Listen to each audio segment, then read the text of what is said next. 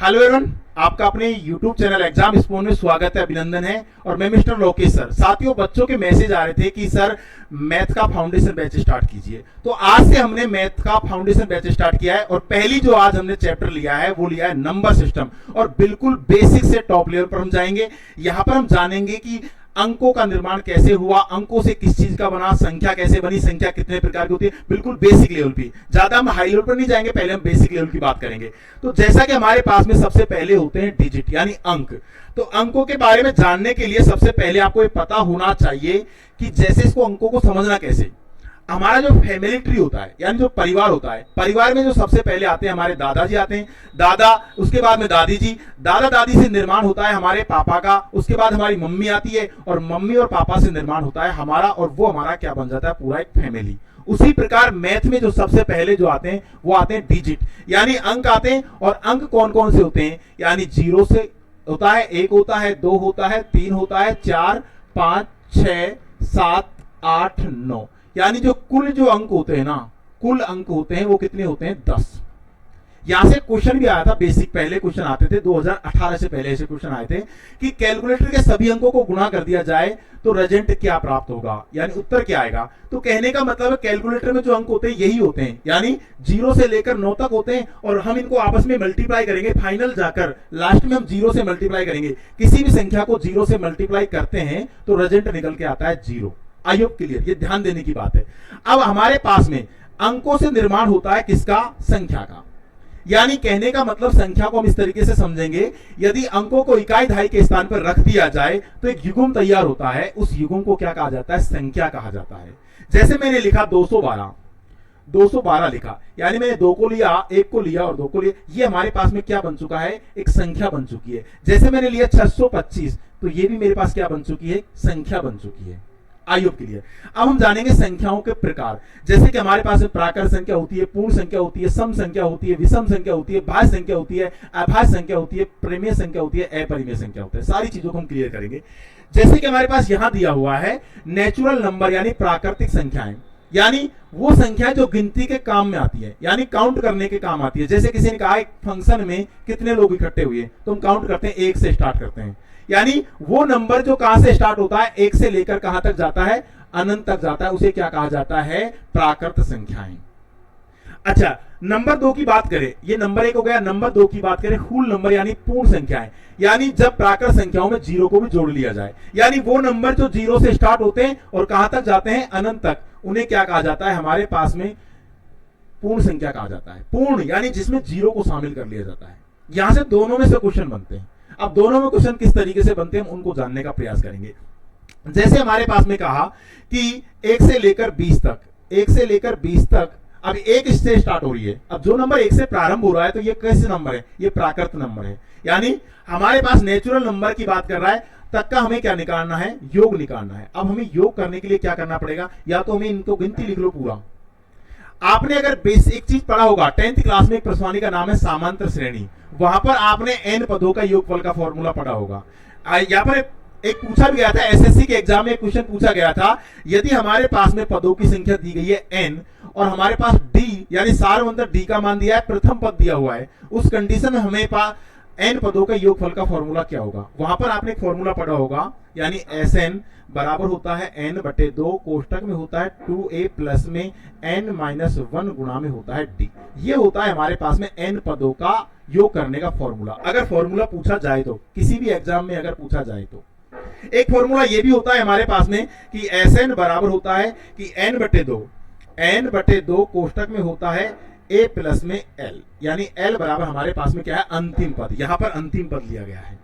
ये दोनों फॉर्मूला आपको याद रखने हैं। ये यहां पर हमें इन फॉर्मूलों का उपयोग करके क्वेश्चन नहीं करेंगे, लेकिन ये पूछा जाए, भाई साहब कोई पूछ ले आपसे कि भाई n पदों के योगफलों का फॉर्मूला होता क्या है, तो वो आपको पता होना चाहिए, बेसिक चीजें आपको पता होना चाहिए। अब जैसे हम चलते हैं थोड़ा आगे, यहां पर हम चलते हैं, यहां पर एक क्वेश्चन लेते हैं हम। अभी मैंने लिया था कि 1 से लेकर 20 तक की संख्याओं का योग करना है। अब हमें करना क्या है कि या तो हमें 1 से लेकर 20 तक की गिनती लिख लें। अब 20 तक की गिनती हम लिखेंगे तो हमारे पास क्या आएगा, देखो 1 प्लस में 2 plus 3 plus 4 plus 5 plus 6 plus 7 plus 8 plus 9 plus 10 plus 11 plus में आ जाएगा 12 plus 13 plus 14 plus 15 plus 16 plus 17 plus 18 plus 19 plus में 20।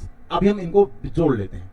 देखिए हमारे पास में 20 के कितने पेयर बनने, डायरेक्ट मल्टीप्लाई करेंगे। देखो एक पेयर ये रहा, एक, इसके बाद में 2, ये हो गया 3, ये हो गया 4, 5, 6, 7, 8, 9 और 10, यानी 10 पेयर बन गए और एक 10 हमारे पास में एक्स्ट्रा बच चुका है। यानी इसको हम इससे मल्टीप्लाई करेंगे तो क्या आ जाएगा 200 और प्लस 10 जोड़ेंगे तो क्या आ जाएगा 210। अगर हम इसको फॉर्मूले से करना चाहें, यानी n प्राकृत संख्याओं का योग निकालना है, तो आपको फॉर्मूला याद रखना है। ये हमारे पास में होता है क्या, आपको योग निकालना है। क्या निकालना है? योग। योग बराबर होता है n कोष्टक में n प्लस में 1 बटे में होता है 2। n बराबर क्या है? यहां n बराबर है अंतिम पद। अंतिम पद ध्यान देना है। देखिए हमारे पास में n का मान कितना है? n का मान कितना है? 20। क्या है? 20। यानी 20 और 20 में 1 जोड़ेंगे तो क्या हो जाएगा? 21 बटे में आ जाएगा 2। 2 से काटेंगे 10 बार और 21 को गुणा 10 से करेंगे तो हमारे पास में क्या आ जाएगा? 210 will be the correct answer. I hope सभी को क्लियर हो गया होगा। हमें n प्राकृत संख्याओं का योग निकालने के लिए इस फॉर्मूले का उपयोग करना है। n कोष्टक में n प्लस में 1 बटे में क्या आएगा? 2। अगर हमें इस तरीके से दूसरा नंबर निकालना हो, जैसे हमें दूसरा नंबर को दिया है, यानी 1 से लेकर बात कर दी जाए 50 तक, 50 तक की संख्याओं का योग करना है, संख्याओं का योग निकालना है, वही फॉर्मूला लगाना है। यानी n कोष्टक में n प्लस में 1 बटे में आ जाएगा 2। n का मान कितना है? 50। 50 में 1 जोड़ेंगे 51 बटे में आ जाएगा 2। 2 से काटेंगे तो ये कटेगा 25 बार, मल्टीप्लाई करेंगे 25 कम 25, रिमाइंडर बच गए 2 और 25 पंजे 125 और 2 कितना हो जाएगा? 127, यानी 1275 will be the correct answer आएगा। मात्र 30 सेकंड में हम इस क्वेश्चन को बना सकते हैं। अगर ऐसा क्वेश्चन नहीं आया, क्वेश्चन दूसरी तरीके से आ गया, उसने दे दिया, अगर हमारे पास में क्वेश्चन हमें इस तरीके से बनाया, क्वेश्चन नंबर 2, अभी मैं बात कर रहा हूं केवल प्राकृत की और पूर्ण संख्या की बात कर, ध्यान देना है। अगर उसने कहा प्रथम 10 पूर्ण संख्याओं का योग कितना होगा? ध्यान देना है। प्रथम 10 पूर्ण संख्या। अब प्रथम 10 पूर्ण संख्या कब आएंगी? जब हम भाई पूर्ण संख्या स्टार्ट करते होती है 0 से, तो ये नंबर हमारे पास 0 से लेकर कहां तक चलेगा? यानी हमारे पास चलेगा 9 तक। भाई 9 से चलेगा जब तो 10 तक होगा। अब हमारे पास n का मान हमको डायरेक्ट क्या है? n का मान हमको दिया गया है। क्या दिया गया है? लेकिन हमें n का मान यहां पर ध्यान देना है। प्रथम 10 पूर्ण संख्या कहां तक होंगी? जब हमारे पास में हम 9 तक लेंगे। कहां तक लेंगे? 9 तक। तो क्या आएगा हमारे पास? कहीं ऐसा मत करना कि डायरेक्ट इस फॉर्मूले में मान रखो और आपका आंसर क्या हो जाए? गलत हो जाए। आपने यहां पर रख दिया तो आपका आंसर क्या होगा? गलत। तो यहां पर जो n का मान होगा वो हमारे पास क्या होगा? 9 होगा। क्या होगा? 9 होगा, क्योंकि हमारे पास में अंतिम जो पद है, अंतिम पद होगा वो कितना होगा? 9। अंतिम पद क्या होगा? 9। तो हमारे पास क्या आ जाएगा यहां पर? n बराबर क्या होगा? 9। कब? जब हम पूर्ण संख्या में जाएंगे। ध्यान देना है, जब हमें पूर्ण संख्या पर जाएगा और हमें क्या दिया है? प्रथम 10 पूर्ण संख्याओं का निकालना है या हमें प्रथम 100 का निकालना है। उस कंडीशन में पूर्ण संख्या लग गया तो हम जो हमारे पास अंतिम पद दिया है उसमें से हम 1 घटा के n का मान निकालेंगे। यहां पर निकालेंगे तो क्या आ जाएगा? वही फॉर्मूले में रखेंगे, यानी 9 और 9 में 1 जोड़ेंगे 10 बटे में आ जाएगा 2 और यहां से काटेंगे 5 तो क्या आ जाएगा? 45 will be the correct answer आएगा। I hope clear. ध्यान देने के बाद अब हम चलते हैं थोड़ा पीछे। देखिए अब बात करते हैं यहां पर इंटीजर नंबर यानी पूर्णांक। अब हमारे पास एक जो नंबर की एक लाइन होती है, नंबर लाइन के बारे में आपने पढ़ा होगा। नंबर लाइन के बारे में आपको एक बार बता देता हूं। यह होता है नंबर लाइन। जो भी नंबर हमारे पास में इस लाइन पर डिस्प्ले किए जा सकते हैं, इस लाइन पर दर्शाए जा सकते हैं, वो हमारे पास होते हैं कौन से नंबर? Real number. क्या होते हैं? Real number. और एक होते हैं हमारे पास में काल्पनिक नंबर, इमेजरी नंबर। अब देखा जाए तो हमारे पास यहां तो होता है 0। 0 के इधर चलेंगे तो क्या आएगा? 1 2 3 4 आगे चला जाएंगे, यानी यहां जा सकते हैं। इधर जाएंगे तो क्या आएगा? -1 -2 -3 आगे हम डॉट डॉट जा सकते हैं। यानी अगर इन दोनों की बात करी जाए, यानी वो संख्याएं जो ऋणात्मक भी होती हैं और धनात्मक भी होती है, वो क्या कहलाते हैं? पूर्णांक नंबर कहलाते हैं। क्या कहलाते हैं? पूर्णांक नंबर। जैसे भी मैंने आपको बताया था, यानी पूर्णांक नंबर किसे कहते हैं? इनमें प्लस वाली और माइनस वाली संख्याएं शामिल होती हैं और जीरो भी शामिल होता है। ध्यान देना है जीरो, क्योंकि अभी मैंने आपको बताया था कि जैसे हम थोड़ी पिछले स्लाइड में जाएं, यहां पर जाएं तो देखो हमारे पास में यहाँ पर माइनस वाली संख्या भी आ रही है, यानी ऋणात्मक नंबर भी है और धनात्मक नंबर भी है और कहीं ना कहीं जीरो भी क्या है शामिल। इन तीनों का जो कम्युनिकेशन बनता है वो क्या बनता है, पूर्ण नंबर। क्या बनता है, पूर्ण नंबर। ध्यान देना, यहां से कोई क्वेश्चन आता नहीं है लेकिन फिर भी हमें पता होना चाहिए। आजकल जो क्वेश्चन रेलवे के जो पैटर्न आ रहे हैं हम उन पर भी चर्चा करेंगे। इधर देखिए थोड़ा सा, यानी ये हो गया। अब इसके बाद में जैसे हमें ये एग्जांपल के तौर पर समझ लेंगे, अब हमें समझना है सम और विषम के बारे में। सम और विषम के बारे में इस दुनिया के अंदर अगर बात की जाए सम और विषम की, जितने भी नंबर होते हैं उसमें से आधे तो होते हैं सम और आधे होते हैं विषम। इसको एग्जांपल के तौर पर समझेंगे। जैसे हमने गिनती लिखा 1 2 3 4 5 6 7 8 9 10, ये 10 तक की गिनती में कितने सम है कितने विषम है ये आपको पता होना चाहिए। देखा, ये सम है क्योंकि वो संख्या है जिसमें 2 का पूरा पूरा भाग जाता है। वो संख्या है जिनका इकाई अंक 0 2 4 6 8 हो, उन्हें क्या कहा जाता है, सम संख्या। और वो नंबर जिनका इकाई अंक 0 2 4 6 8 नहीं है वो क्या कहलाती है, विषम नंबर। क्योंकि इस दुनिया में नंबर तो 2 ही होते हैं, आधे सम और आधे विषम। देखो यहां पर मैं बात करूं तो देखी जाए तो यहां पर देखा जाए तो 2 4 6 8 और 10। अब देखना ये इसमें आदि यानी 1 number 2 number 3 number 4 number 5 number, 10 तक की गिनती में 5 तो सम हो गई और 5 क्या हो गई, विषम। ध्यान देना, अगर मैं बात करूं 1 से लेकर 100 तक, 1 से लेकर 100 तक की बात करूं तो 50 तो क्या होंगे हमारे पास में सम और 50 क्या होंगे, विषम। ये आपको कंफर्म होना चाहिए। आइयो, अब इनसे क्वेश्चन किस प्रकार बनते हैं। यहां पर पूछा जाता है कि 1 से लेकर 100 तक या 1 से लेकर 50 तक की सम संख्याओं का योग कितना होगा। 1 से लेकर, पहले हम 10 तक की संख्याओं का योग करके देखते हैं। पहले हम सम संख्याओं का योग करना सीख रहे हैं। सम संख्या कौन संख्या की बात कर रहे हैं, हमने लिया 1 से लेकर 10 तक। 1 से लेकर 10 तक सम संख्याओं की बात कर रहे हैं। सम संख्याओं का योग 2 4, देखिए 2 4 6 8 10, जोड़ लो 10 हो गया। ये हमारे पास 10 20 हो गया। ये हमारे पास क्या हो गया, 30। क्या हो गया, 30। जब भी हमें सम संख्याओं का योग निकालना है, क्या निकालना है, सम संख्याओं का योग, यानी x कोष्टक में x प्लस में क्या करना है, 1। x कोष्टक में x प्लस में क्या करना है, 1। सम संख्याओं का योग। x का मान कितना है, अगर हम बात करें यहां पर हमने बात की थी 10 तक, तो 10 में जो हमारे पास नंबर जो होंगे यानी 5 तो सम होंगे और 5 ही क्या होंगे, विषम। तो x का मान कितना हुआ, 5। अगर ये रख के देखें 5 और 5 में 1 जोड़ेंगे 6, तो हमारे पास कितना आएगा, 30 आया कि नहीं आया। आई होप क्लियर। अभी तक हमने कितने फॉर्मूले लिए हैं, अभी तक मैंने आपको केवल एक तो समझाया है, n कोष्टक में n प्लस 1 बटे में क्या बताया था, 2।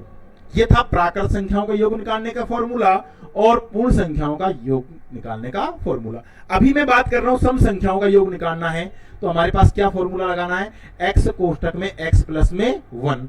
तो हमारे पास x यहां क्या होती है, नंबरों की संख्या, यानी हमारे पास 1 से लेकर 10 तक कितनी सम संख्या है और कितनी ही विषम संख्या है।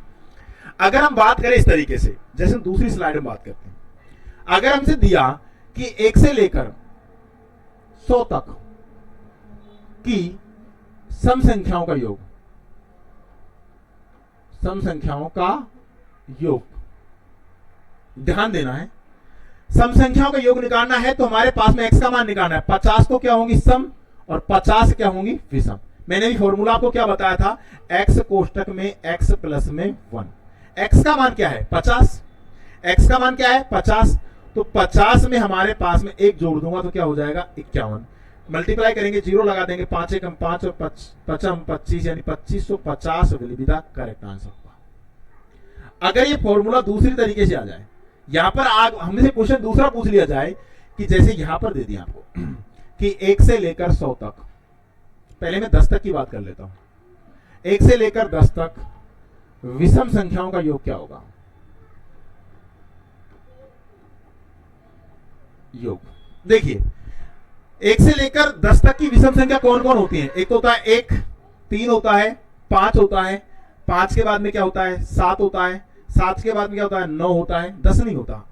ऐड कर लो, देखिए 9 और 1 10, 7 और ये 10, यानी हमारे पास 10 और 10 20 और कितने हो गए 25 हो चुके हैं, यानी हम योग करेंगे तो कितना आएगा 25। इसका फॉर्मूला क्या होता है?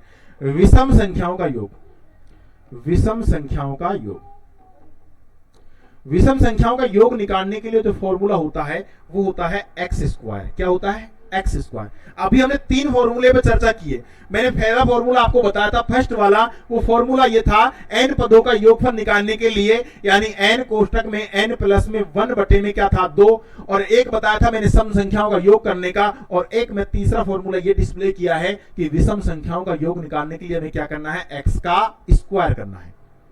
अब देखिए यहां पर जो n का x का मान होगा, यानी 10 में 5 तो सम होगी और 5 क्या होंगी? विषम। तो x का मान कितना होगा? 5, और 5 का वर्ग करूंगा तो मेरे पास क्या आएगा? 25 will be the correct answer. I hope सभी को क्लियर हो गया।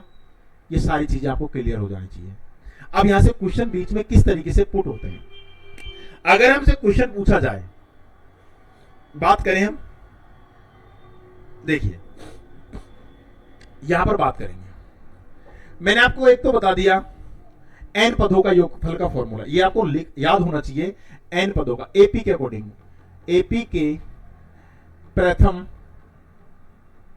n पदों का योग, n पदों का योग निकालना है। तो हमारे पास फॉर्मूला क्या बताया था? Sn बराबर होता है n बटे 2 कोष्टक में होता है 2a प्लस में n माइनस 1 गुणा में होता है d।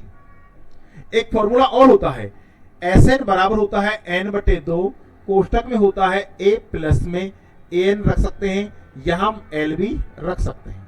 ये फॉर्मूला बहुत इंपॉर्टेंट है। अगर हम बात करें प्राकृत संख्याओं के योग की, अगर हम बेसिक ट्रिक्स की बात करें, ये फॉर्मूला अगर एग्जाम में पूछा जाए, तो एग्जाम के रिगार्डिंग अगर फॉर्मूला पूछा जाए n पदों का योगफल का फॉर्मूला कौन सा होता है, वहां पर आपको फॉर्मूला ये भी मिलेगा n कोष्टक में n प्लस में 1 बटे में 2। ये आपका, आप करोगे ऐसे और एग्जाम करेगा ऐसे, आपका क्वेश्चन गलत होगा, क्योंकि n पदों का फॉर्मूला जो होता है वो यही होता है। ये शॉर्ट ट्रिक्स निकाली गई है, ये मैथ के टीचर्सों के द्वारा ये सॉल्यूशन कर करके ट्रिक्स निकाली गई है, और टीचर्स इसी ट्रिक्स का प्रयोग करके निकालते हैं। लेकिन अगर बच्चे से फॉर्मूले का सूत्र पूछ लिया जाए, अगर एग्जाम में फॉर्मूला पूछा जाए, तो उस कंडीशन में बच्चा ट्रैप होता है यहाँ पर। इसलिए मैं आपको पूरी चीजें बता रहा हूं बेसिक से। अगर आपसे n पदों का योगफल पूछा जाए तो आपको इस फॉर्मूले के साथ जाना है, अगर आपको क्वेश्चन सॉल्व करना है तो आपको इस फॉर्मूले के साथ जाना है। आई होप क्लियर।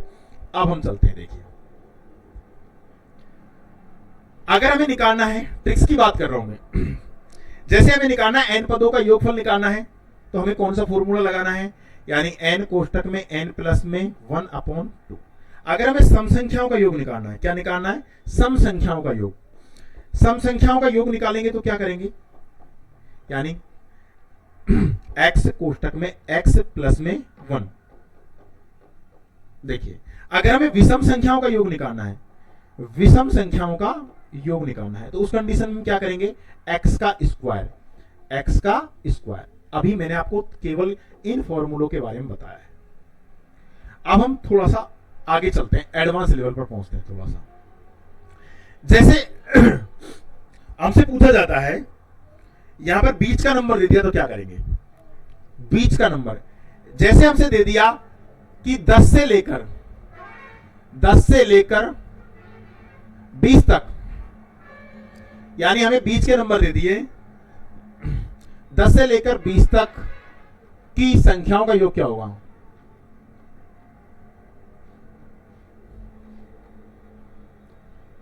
योग कितना होगा?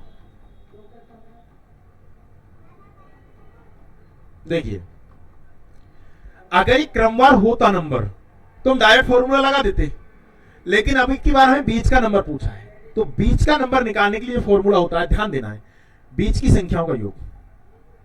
बीच की संख्याओं का योग, आपको जो फॉर्मूला याद रखना है वो होता है योग, कोष्टक में होता है अंतर, और प्लस में क्या करना है? 1, और बटे में रखना है 2। ध्यान देना है, गलती ना करनी। इन दोनों का एक बार योग करेंगे तो कितना आएगा? इन दोनों का हमें योग करेंगे तो कितना आएगा भाई? 30। कितना आएगा? 30।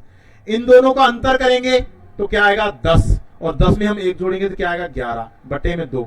इसको काटेंगे तो 15 बार, कट जाएगा, 15 से गुणा करेंगे, 15 का 5 का रिमाइंडर बचा 1, 15 का 15 1 16, 165 will be the correct answer होगा। यहां पर एक क्वेश्चन और पूछा गया था। देखिए यहां पर एक क्वेश्चन एक इस तरीके से पूछा गया था, मैं बता देता हूं, बीच में आ गया। अगर आपसे कोई पूछ ले क्वेश्चन में कि पहाड़े का योग क्या होगा, पहाड़े का योग, जैसे पूछ लिया कि 3 के पहाड़े का योग क्या होगा, 3 के पहाड़े का योग क्या होगा। देखिए 3 के पहाड़े का आपसे योग पूछा जाता है तो आप 3 का पहाड़ा लिखकर भी आप ऐड कर सकते हो। लेकिन अगर हमें क्वेश्चन नंबर 2 इस तरीके से पूछ लिया, क्वेश्चन नंबर 2 हमसे यह दे दिया कि 47 के पहाड़े का योग क्या होगा, 47 के पहाड़े का योग क्या होगा, अब क्या करोगे। अब आप 47 का पहाड़ा लिखोगे, फिर उसको जोड़ोगे, टाइम बर्बाद होगा नहीं होगा। उस कंडीशन में आपको क्या करना होगा, या तो आपको फॉर्मूला पता होना चाहिए एसएन वाला, उसको लगाकर आप कर सकते हो, या आप करोगे पहाड़ा लिखोगे, गुणा करके आप लिख दोगे। एक मैं आपको छोटा सा आपको तरीका बता रहा हूं। पहले मैं 3 का पहाड़ा लिख रहा हूं, उसके बाद में जोड़ के मैं आपको पूरा डिक्लेयर करके बता रहा हूं, बेसिक से बता रहा हूं, आसानी से आपको देखना है। 3 का पहाड़ा होता है 3, 3 दूनी 6, 3 तिया 9, 3 चौक 12, 3 पंज 15, 3 छह 18, 3 7 21, 3 8 24, 3 आम 27 और 3 ढाई 30। देखिए 30 का पेयर बनाओ, 1 पेयर, 2, 3, 4, 5 पेयर बन चुके हैं। तो ये कितने हो गए, 150, और प्लस में एक एक्स्ट्रा बच गया 15। इसमें हम क्या जोड़ेंगे, 15 जोड़ेंगे तो क्या आ जाएगा 165। यहां पर क्या होगा, राइट आंसर। आई होप क्लियर। ध्यान देना है थोड़ा। अगर बात की जाए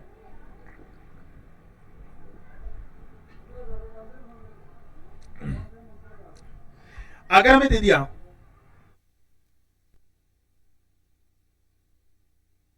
तेरे फोन में पैसे है क्या, ले, हाँ ले, मैं बता रहा हूँ 95 88 28 लेना, 15,000 नाम हम देख लेना से डालो, ठीक है ना।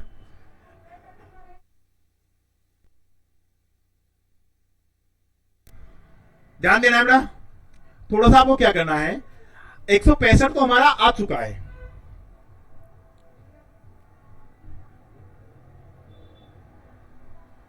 अभी आया था ना, हाँ यहां पर 165 आ चुका है। लेकिन अगर हम 47 के पहाड़ा लिखने बैठेंगे तो बहुत बड़ा लोचा होगा हमारे साथ। उस कंडीशन में क्या करना है, यानी जिस भी पहाड़े का आपसे योग पूछा जाता है उस पहाड़े को आपको 55 से मल्टीप्लाई करना है। किससे मल्टीप्लाई करना है, 55 से। जैसे आपसे पूछा 3 के पहाड़े का योग, तो डायरेक्ट 3 को 55 से मल्टीप्लाई कर दो। देखिए 5 या 15 का 5 का रिमाइंडर बच गया 1, 5 या 15 1 16। बताइए 165 आया कि नहीं आया। अगर आपसे यहां पर पूछा गया 47 के पहाड़े का योग, तो आपको क्या करना है, 47 को डायरेक्ट 55 से मल्टीप्लाई करना। जो भी आंसर निकल के आएगा वो 47 के पहाड़े का क्या होगा, योग होगा। आई होप क्लियर। अब यहां पर हम बात करते हैं, आगे चलते हैं थोड़ा। अब हमें भाज्य और अभाज्य संख्याओं के बारे में जानना है। लेकिन मैं एक बार सारी चीजें रिपीट कर दूं दोबारा आपको। मैंने आपको क्या बताया था, जैसे कि हमारे पास में प्राकृत संख्या किसे कहते हैं। प्राकृत संख्या हमारे पास में कहां से स्टार्ट होती है। सबसे पहले मैं बता दूं आपको, प्राकृत नंबर जो 1 से स्टार्ट होती है। कहां से स्टार्ट होते हैं, 1 से कहां तक जाते हैं, अनंत तक जाते हैं। इसके बाद में क्या बताया था मैंने, पूर्ण संख्या, यानी जो कहां से प्रारंभ होती है, 0 से प्रारंभ होती है और कहां तक जाती है, अनंत तक जाती है। नंबर 3 पर मैंने आपको क्या बताया था, पूर्णांक। पूर्णांक जो बताए थे मैंने, यानी वो नंबर जो नेगेटिव होते हैं, यानी हमारे पास में क्या होते हैं, नेगेटिव होते हैं और हमारे पास में पॉजिटिव होते हैं, और जीरो को भी क्या किया जाता है, शामिल किया जाता है। आई होप क्लियर। तो वो क्या कहलाते हैं, पूर्णांक कहलाते हैं। क्या कहलाते हैं, पूर्णांक। इसके बाद में मैंने आपको बताया था सम संख्या। सम संख्या यानी वो संख्या जिसमें 2 का पूरा पूरा भाग चला जाता है, या वो संख्या जिनका इकाइकांक, इस तरीके से आप कह सकते हैं इकाइकांक,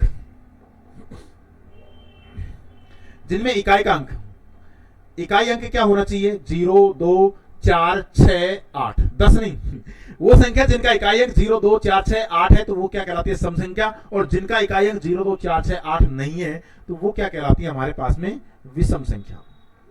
ठीक है, या इसका जस्ट विपरीत।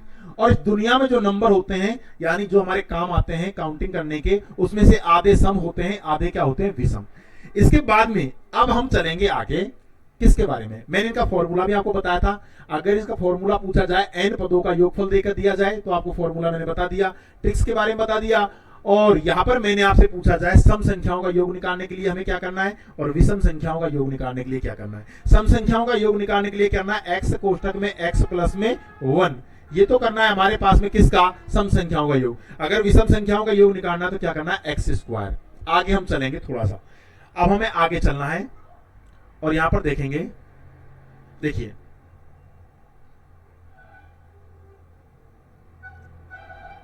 अब हम जानेंगे भाज्य संख्याओं के बारे में। अभाज्य संख्या, भाज्य संख्या यानी भाज्य संख्या किसे कहते हैं? वो संख्याएं, देखिए भाज्य नंबर, पहले हम भाज्य को समझ लेते हैं। भाज्य संख्या वो संख्याएं जिसमें स्वयं का भाग जाता है, स्वयं के अलावा किसी अन्य संख्या का भी पूरा पूरा क्या जाता है? भाग, उसे क्या कहते हैं? भाज्य संख्या। यह एक बहुत अच्छा नंबर, इस तरीके से हम समझेंगे। जैसे हमारे पास में फंक्शन हो रहा है किसी व्यक्ति के घर में, किसी व्यक्ति के घर में फंक्शन हो रहा है, वो खुद भी जिम रहा है और उसके आस पड़ोस में रहने वाले आजू बाजू में जो पड़ोसी रहते हैं उनको भी जिमा रहा है, आपको भी जिमा रहा है, तो आप सब जिमने जा रहे हो, तो वो क्या कहलाएगा? भाज्य नंबर। क्या कहलाएगा? भाज्य। देखिए हमारे पास में जैसे 12 को देखा, 12 में किसका भाग जा रहा है? भाई 12 के घर में शादी हो रही है तो 12 का भाग तो जाएगा ही जाएगा, कन्फर्म है। 12 का अलावा किसका भाग जा रहा है?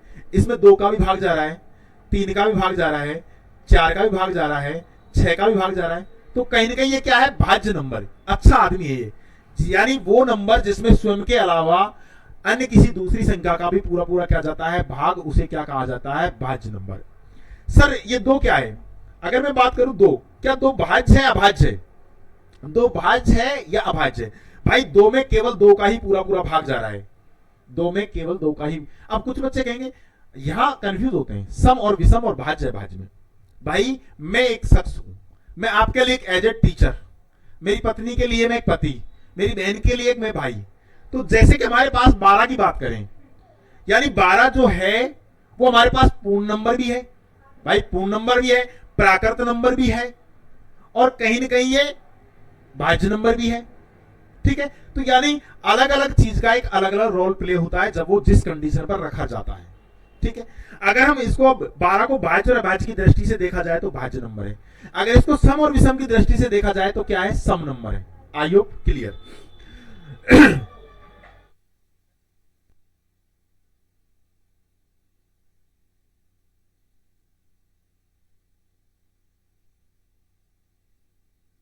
ध्यान देना है हमें, यानी भाज्य संख्या समझ में आ गई। अब हम चलते थोड़ा सा आगे, जैसे 6 में देखा, 6 क्या है? 6 भाज्य है क्या? भाज्य। भाई 6 में केवल 6 का भाग जा रहा है, 2 का भी जा रहा है, 3 का भी जा रहा है, तो ये एक भाज्य नंबर है। क्या है? भाज्य नंबर।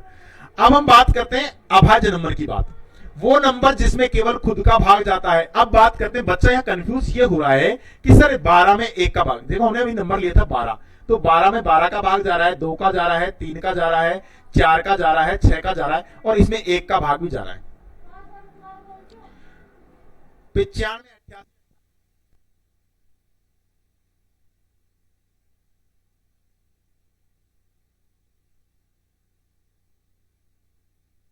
नहीं मेरे उदय,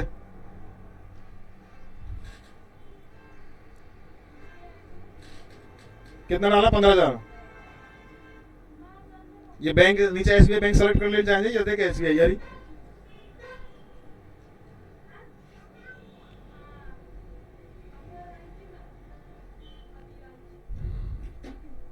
मोबाइल डाले लगे साहब 15,000 रुपये, 15,000 डाले, 15,000 डाले, चेक करवा दे,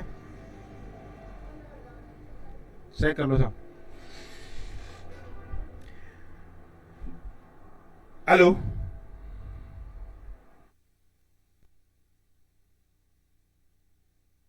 हेलो, ध्यान देना है आपको, यहां पर देखना है कि जैसे हमने देखा 1, अब हम 1 के बारे में स्पेशल चर्चा करेंगे। 1 क्या है? 1 का भाग भाज्य में भी जा रहा है और 1 का भाग हमारे पास में अभाज्य में भी जा रहा है। तो 1 क्या है? अगर बात करें एक सम और विषम की दृष्टि से देखा जाए तो एक विषम नंबर है, लेकिन भाज्य और अभाज्य की दृष्टि से देखा जाए तो 1 हमारे पास में क्या होगा? अपवाद होगा। अपवाद, ये ध्यान देने की योग बात है, ना तो भाज्य है और ना ही अभाज्य है। आई होप क्लियर। जैसे बात करें दो की, तो दो वैसे सम और विषम की दृष्टि से देखा जाए तो सम है, लेकिन अभाज्य और भाज्य की दृष्टि से देखा जाए तो अभाज्य है। क्या है? अभाज्य। अब यहां पर थोड़ा अभाज्य नंबरों की जान लेते हैं। अभाज्य यानी वो नंबर्स जिसमें केवल स्वयं का भाग जाता है और एक का भाग जाता है, वो क्या कहलाते हैं? अभाज्य नंबर। जैसे हमारे पास में 2, 3, 7, ये 13, आगे तक चल जाते हैं। अब हमें देखना है 1 से लेकर 10 तक, 1 से लेकर 10 तक अभाज्य जो नंबर होते हैं वो कितने होते हैं? 4। कितने होते हैं? 4। 11 से 20 तक की बात करें तो 4 अभाज्य होते हैं, यानी 11, 13, 17 और 19 होते हैं। अगर 21 से 30 तक की बात करें तो उस कंडीशन में हमारे पास अभाज्य नंबर होते हैं 2, यानी 23 और क्या होते हैं? 29। 31 से लेकर 40 तक की बात करें तो अभाज्य नंबर होते हैं 2, यानी 31 और 37। अगर 41 से लेकर 50 तक की बात करें तो अभाज्य नंबर होते हैं 3, यानी 41, 43, 47। अब यहां थोड़ा स्टॉप होते हैं, यानी 1 से लेकर 50 तक की बात कर रहे हैं। 1 से लेकर 50 तक कितने प्राइम नंबर होते हैं, यानी अभाज्य संख्या होती है? तो वो होती है 15। कितनी होती है? 15। ध्यान देना है। अगर बात किया जाए 51 से लेकर 91 तक कितनी अभाज्य संख्या होती है? तो 10 होती हैं। कितनी होती हैं? 10। और 1 से लेकर 100 तक, 1 से लेकर 100 तक की बात करें तो वहां पर हमारे पास अभाज्य नंबर होते हैं, वो कितने होते हैं? 25 होते हैं। कितने होते हैं? 25। अब मैं एक छोटा सा क्वेश्चन आपको दे रहा हूं। सपोज करिए कि 1 से लेकर 100 तक 25 अभाज्य संख्या है, तो भाज्य संख्या कितनी होगी? अभाज्य नंबर आपके पास 25 है, तो भाज्य संख्या कितनी होगी? अब बच्चे कहेंगे कि 25 तो अभाज्य संख्या है, तो हमारे पास में 75 भाज्य होंगी। भाई भाज्य क्या होंगी? 75। जब आपका आंसर क्या होगा? गलत। ये लॉजिकल क्वेश्चन है, आप छोटे बच्चों को भी आप ट्राई कर सकते हो, छोटे बच्चों को भी आप सिखा सकते हो सारी चीजें। तो ध्यान देना, आपका ये 75 आंसर क्या होगा? गलत। क्यों भाई? 25 तो ये हो गया, 75 ये हो गया, एक अपवाद हो गया, तो नंबर तो 101 हो गए और नंबर होना चाहिए 100। तो ध्यान देना यह है कि 1 से लेकर 100 तक 25 तो भाज्य संख्या, 25 तो क्या होती है? अभाज्य संख्या होती है। क्या होती है? अभाज्य संख्या। अगर बात किया जाए प्राइम नंबर, प्राइम नंबर होती हैं। और बात किया जाए हमारे पास में अभाज्य नंबर की, तो कितनी होती है? 25। और भाज्य नंबर कितने होते हैं? 74। और एक होता है अपवाद, और सबको जोड़ेंगे तो क्या हो जाएगा? 100। ये आपको ध्यान देके, ये आपको समझ में आ गया होगा पूरी चीजें। अब बात चलते हैं नेक्स्ट आगे थोड़ा सा। भाज्य नंबर आप जान ही गए, मैंने अभी आपको समझा ही दिया। जैसे 4 है जिसमें स्वयं का भाग जाता है, दूसरे का भाग जाता है। 4, 6, 8 आगे भी आप जा सकते हो। अब छोटी छोटी चीजों को हम जानने का प्रयास करेंगे। यहां पर हम जानेंगे, क्वेश्चन लिया गया है, निम्नलिखित में से कौन सा कथन असत्य है? असत्य दिया गया है। सभी अभाज्य संख्याएं विषम होती हैं। सभी अभाज्य संख्याएं क्या होती हैं? विषम। क्या होती हैं? क्या अब आपको पता होना चाहिए अभाज्य संख्या कौन कौन सी होती है। अभाज्य संख्या 2 होता है, 3 होता है, क्या होता है? 5 होता है, 7 होता है, इसके बाद में क्या होता है? 11 होता है। अब देखो, सभी अभाज्य संख्याएं विषम होती हैं। क्या सभी अभाज्य संख्याएं विषम है? इसमें विषम तो यही है, एक सम भी तो है। तो ये हमारा पहला ही क्या हो गया? असत्य हो गया। पहला ही क्या हो गया? असत्य। उसने पूछा है निम्न में से कौन सा कथन असत्य है, तो यही ऑप्शन हमारा क्या हो गया? राइट। आगे क्या दिया है? दो विषम संख्याओं का योग हमारे पास में क्या है? सम होता है। दो विषम संख्याओं का योग क्या होता है? सम। जैसे दो विषम संख्या हमने जोड़ा 5 और 7 को जोड़ा 12, बिल्कुल सम होता है। ये तो वैसे ही सही है। उसने पूछा है कौन सा कथन गलत है, तो ये कथन तो सही है, ये भी सही है, ये भी सही है। हमारे पास कथन एक नंबर है, वो क्या है? गलत है। क्या है? गलत। एक ने तो भाज्य ने अभाज्य अपवाद है, बिल्कुल ये कथन सही है। सबसे छोटी अभाज्य संख्या 2 है, ये कथन सही है। उसने पूछा है कथन कौन सा असत्य है, तो राइट आंसर क्या होगा? ए। आगे चलते हैं, थोड़ा प्रैक्टिस करवाते हैं। देखिए 100 से लेकर 120 के बीच में कितनी अभाज्य संख्याएं हैं? 100 से लेकर 120 तक कितनी अभाज्य संख्या होती हैं? अब ये क्वेश्चन आपके लिए होमवर्क में है। इस क्वेश्चन का जवाब आप हमें कमेंट बॉक्स में देंगे। और कल हम जब बात करेंगे, कल जब हम वीडियो बनाएंगे, कल हमारा होगा भाजकता के नियमों से संबंधित क्वेश्चंस होंगे। उसके बाद में हम थोड़ा डिटेल में नहीं जा रहे, ज्यादा डिटेल में हम जाएंगे तो आपको समझ में कम आएगा, क्योंकि हम नंबर सिस्टम का जो चैप्टर हमने लिया है बेसिक से लिया है। आपको इस क्वेश्चन का जवाब आपको कमेंट बॉक्स में बताना है। उसके बाद में नेक्स्ट वीडियो के लिए आप तैयार रहें जोश और होश के साथ। बहुत धन्यवाद मित्रों।